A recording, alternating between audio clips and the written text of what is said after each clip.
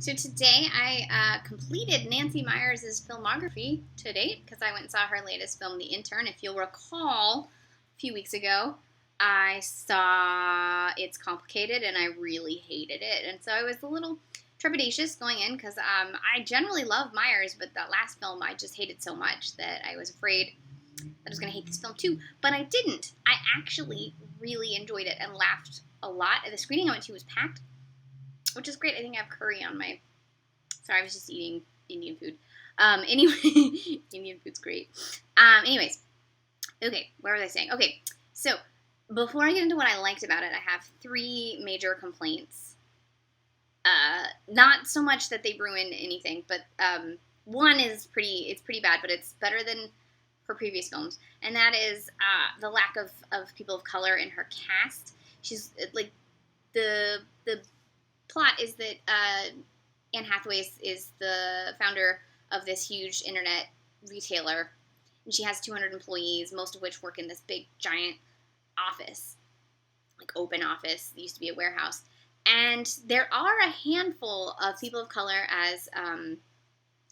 as extras, and one actually gets to say a greeting, which is better than It's Complicated, which had not a single person of color in the whole movie.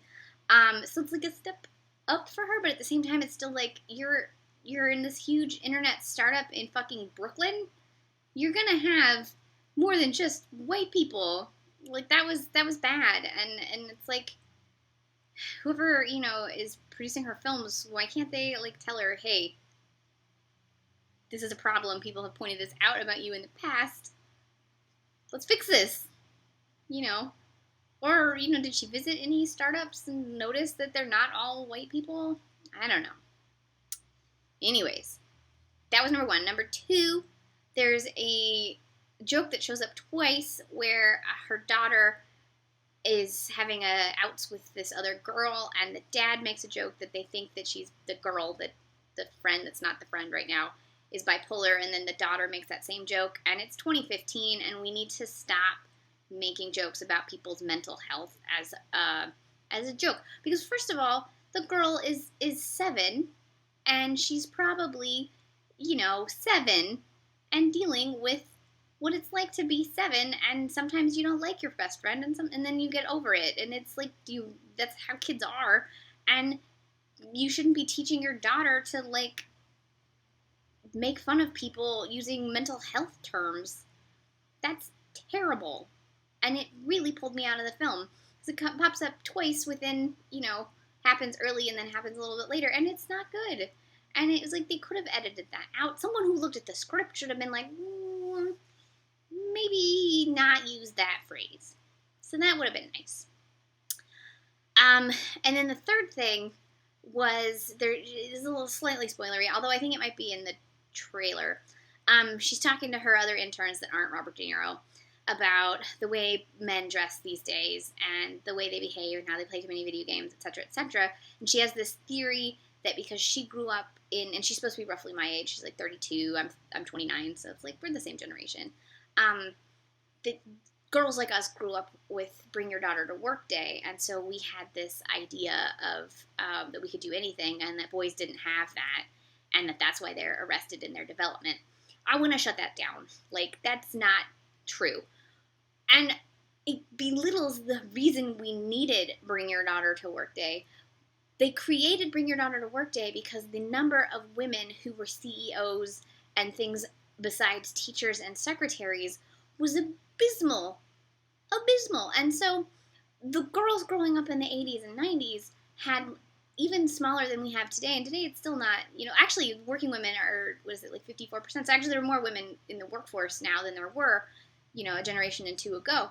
But back then, there was not a lot, and women didn't have women working to show them that wasn't a thought for a lot of women, especially women coming of age in the 60s and 70s. So they're the ones that set up Bring Your Daughter to Work Day so that the girls growing up in the 80s and 90s would see that women work and have that, because the culture of America hadn't caught up with the fact that women are a part of the workforce. The white-collar workforce.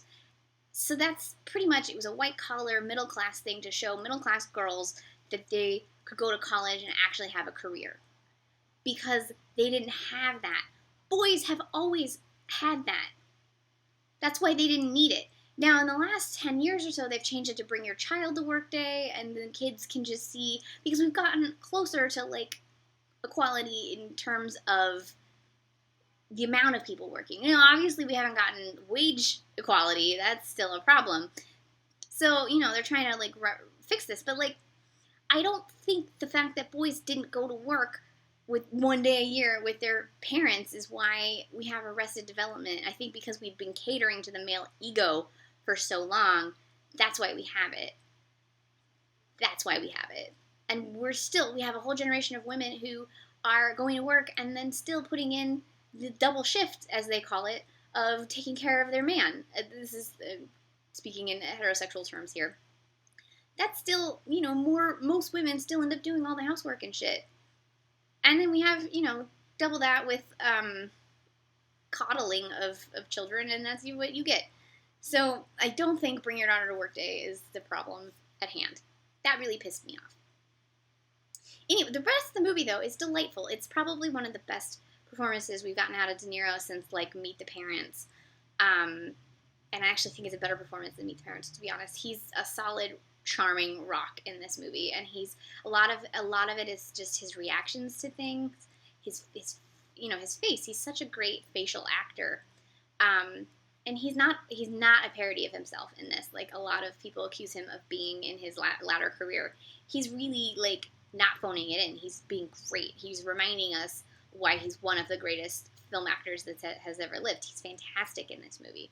Anne Hathaway is great. Rene Russo's in it. She's great. I want to point out Peter Vack is in this movie. He's only in it for like a second. He has like one line at the beginning. This is his fourth film this year that he's been in with a woman director. He was in I Believe in Unicorns. He was in Fort Tilden. He was in, something else I saw this year. He was in six years. So he's been in 4 films this year directed by women. So shout out to Peter Vack. Way to choose women to work with. There's a plot point at the very end of the movie that I'm not 100% okay with. I'm not going to spoil it, but it is a choice that a lot of people make, so I can't bemoan it too much.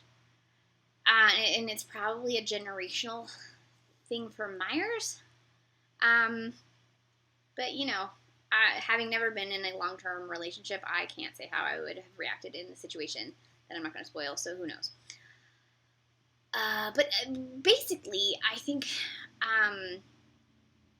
this is as close to a complicated look at, like, a working woman. Now, again, it's a woman working at a sphere that Meyers tells. This is not like a $40,000 a year type woman. This is like, you know, upper middle class kind of working woman. But at the same time, you know, it's the idea of, you know, leaning in and her trying to balance her work and her family, and wanting to be a mother, and willing to shuffle things. And then, you know, most of the feminist sort of monologues, if you will, that get said are actually said by De Niro, which I don't think is that out of place, because at the age that he is, his wife was probably a like third wave or a second wave feminist. She was probably growing up in the age of Gloria Steinem, so he could legitimately be as enlightened as he is. And I just thought he was kind of a delightful character, and he's used as the mentor character. And I don't think that it belittles Anne Hathaway's role as a woman trying to balance all this by having him help guide her, because everything that she's doing, she knows she needs to do it this way. She just needs to hear something from someone, and she doesn't really have anyone to talk to. And then he comes in and sort of reinforces what she already knows about herself, and I think that is great. And I don't think that it's mansplaining, and I don't think that it's women needing a man. It's someone needing a friend, and it just happens to be a 70-year-old man. So this is a delightful movie, and I think you should go see it. And last thing, I do work at Warner Brothers, but my opinion is 110% my own. So this is all my opinion on this film. It's Nancy Meyers' The Intern. It just came out yesterday, and I think you should go see it.